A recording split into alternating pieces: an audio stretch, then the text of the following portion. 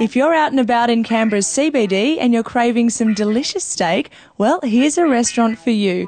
It's Kingsley's Steak and Crab House, and what a perfect place for a lesson in choosing a quality meat or crab.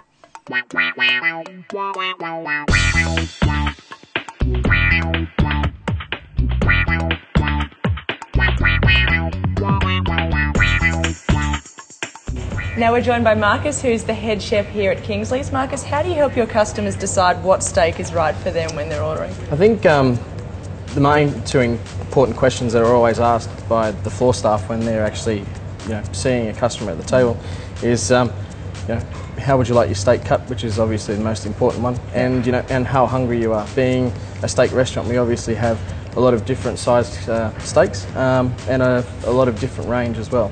Absolutely, because it can be quite overwhelming looking at a menu and seeing so many choices like what's behind us here on the board, yeah? Yeah, it can be quite frustrating sometimes, but that's why the floor staff are here and trained and ready to assist people with any questions that they have. So, and there is so much difference between different types of steaks, which we'll go into very soon, because you've prepared some examples for us, I believe. That's right, yes. Let's go and take a look. Cool. Nice.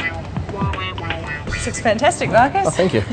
You've got a couple of different types of steaks for us. You've got pasture-fed, grain-fed. Can you talk us through the difference? Okay, so this one here is Wagyu cube roll, so marble score 6 to 7, grain-fed for 365 days. This is a cooked example here, so you can obviously see how much it's changed in its size. So with Wagyu you want to be careful with how you cook it because there's a lot of fat through there. And the longer you cook the fat, the better the steak's going to taste because the fat actually goes through into the meat and makes it, flavours the meat really, really well. Okay. And you've got pasture-fed as well? Pasture-fed, yep. So this one here, this is an organic Wagyu strip loin that we've got. If you have a look at the difference, there's a lot of difference between the marbling. These guys are fed for nearly 2 years, just out on an organic pasture. Walk around, very happy cows. Yeah. And what's the difference with organic? Organic, there's very strict rules with organic. You can't have any fertilisers or any chemicals or anything into the actual soil itself.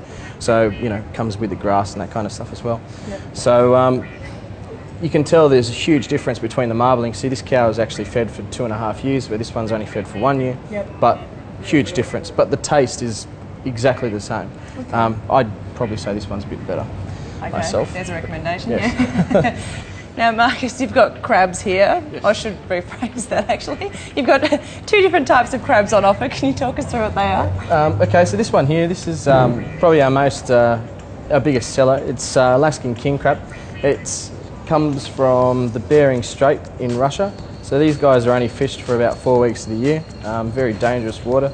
So very high priced and very sought after. They've travelled a long way to be with us. They have. So the taste and the meat of these ones is it's very delicate meat, slightly sweet and slightly salty. It actually goes really well by itself with some mayonnaise. This one here is Queensland mud crab.